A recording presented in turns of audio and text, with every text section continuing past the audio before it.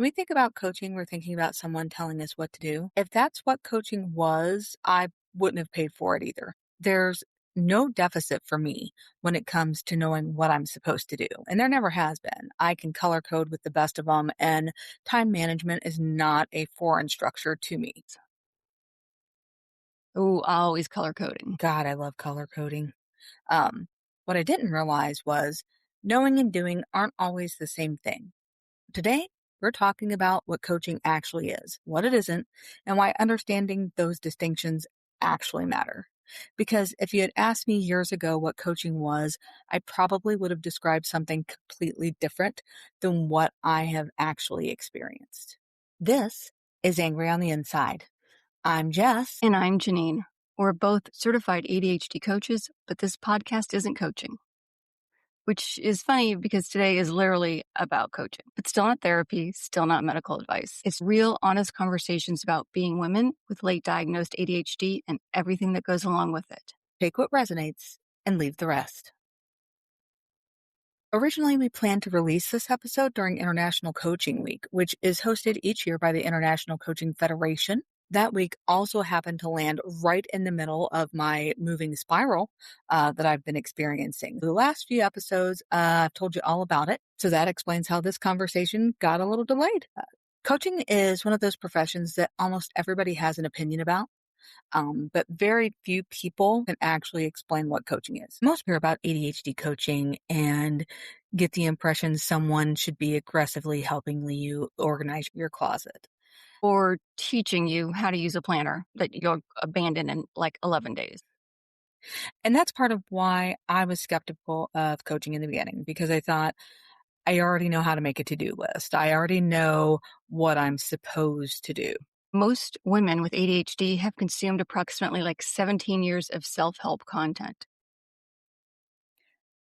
The neurodiverse are bottom up thinkers. We absorb content, information, and facts like the blob eating its way through Arborville. Um, Not a case of not knowing the things. It's that knowing something and being able to access it consistently in real life, in real time, are not always the same thing. Which is why you can know something deeply and still not do it. No matter where you're at in your ADHD journey, you've probably experienced the assumption from others that people with ADHD don't care.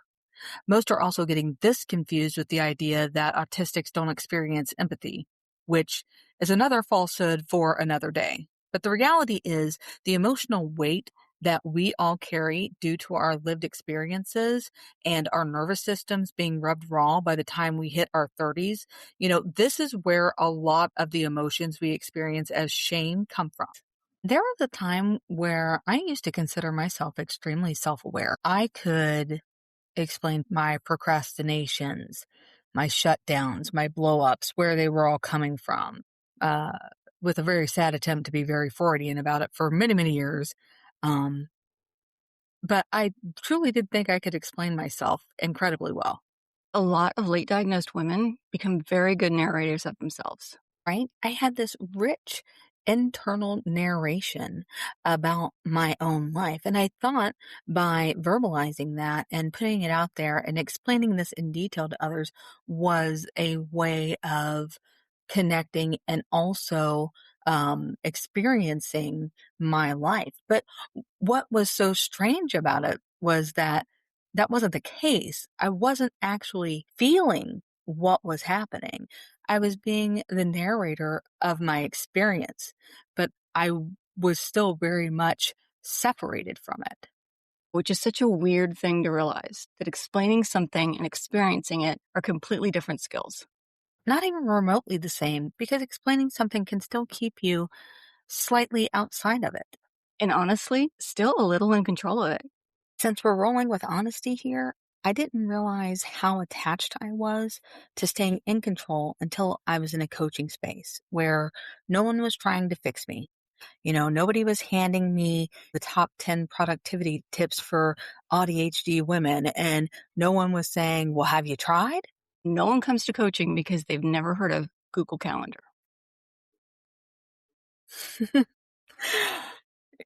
Suddenly someone was asking me things like, what are you noticing right now? What's happening in your body? What part of this feels hard? At first, I did not like the experience because I wanted answers.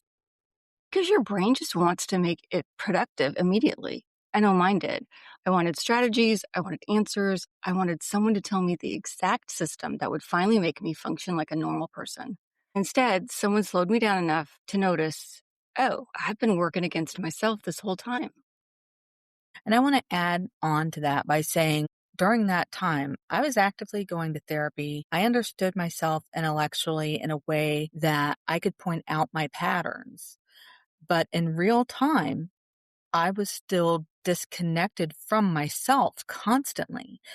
It's common for coaching to end up getting lumped together with therapy, consulting, mentorship, and a bunch of other things, which is part of what makes it so difficult to research online and really dig down and find accurate information about what coaching is. They all serve a different purpose, and those purposes are distinct. Worse, if you don't know which role you're receiving, it becomes very difficult to recognize whether the relationship is actually helping.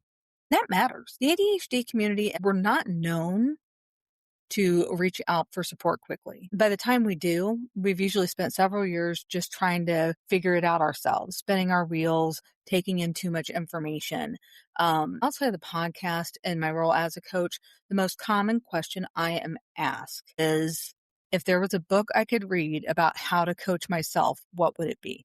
Because we love our hyper independence. We love figuring things out. When the experience doesn't match what we thought we signed up for, it can really be disappointing and impactful. It can even feel like a trust was broken. Things like this, they've stopped me from looking for support altogether. And when I say they've stopped, I mean for months, years where I was put off by a not great therapist or someone who wasn't certified or wasn't meshing with me in the way that I needed them to.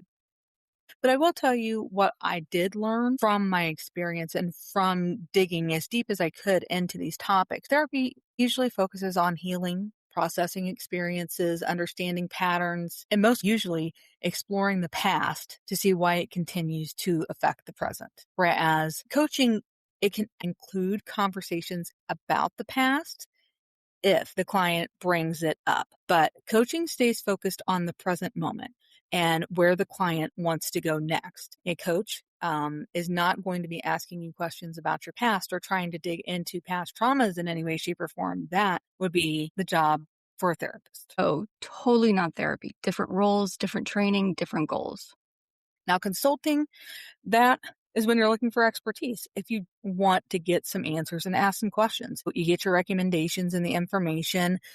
This is where you really want direct answers from someone with specialized knowledge. There are times where you are in a position where that's actually what you want and need. And coaching is not consulting. That's an important distinction. Mentorship is way outside of the first three, in my opinion, because this is when you're learning from someone's lived experience because they have successfully navigated something that you're trying to navigate yourself.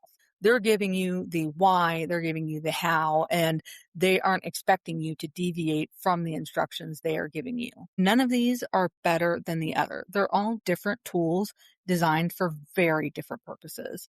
And the most impressive thing is that they don't have to compete with each other. Most coaches are happy to work alongside a therapist when that's something the client wants. The roles are different, but they can complement each other well. Let's talk about what coaching isn't. Actual coaching, real coaching, is not, here's the perfect system. It's not, I am a guru with all the answers and I'm going to hand them to you so that way everything will be perfect. That is not actual coaching. Many people are going to think that is what coaching is. So many come into coaching, start coaching, pay for coaching, thinking that it's a case of someone has that magic, whatever the hell it is, that's going to make them feel like everything is normal. That's not the way it works. What it is having questions like, what keeps getting in the way? and what patterns are repeating and what actually works for your brain instead of the version of you think you are supposed to be. Coaching allows you to feel, it allows you to learn about yourself in the present moment. Sometimes that's uncomfortable because a lot of us are still trying to earn our worth through productivity. And coaching starts pulling apart the difference between what generally works for me and what have I been forcing myself to do because I thought I was supposed to. Late diagnosed ADHD women build entire identities around overfunctioning, being the reliable one, the capable one, the one who figures everything out for everyone else. So we can be that overfunctioning, overachieving identity that we are clinging on to for dear life. Sometimes coaching is extremely practical. You may decide, I want to be coached on being able to open my mail on a regular basis. As space is held for you by your coach, questions like, why do you avoid opening your mail? How many steps do you take to open your mail?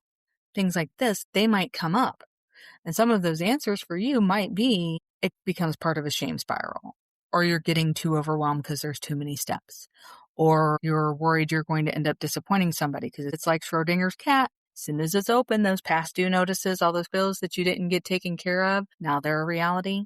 Or is it knowing that opening one email is about to create 17 more invisible tasks?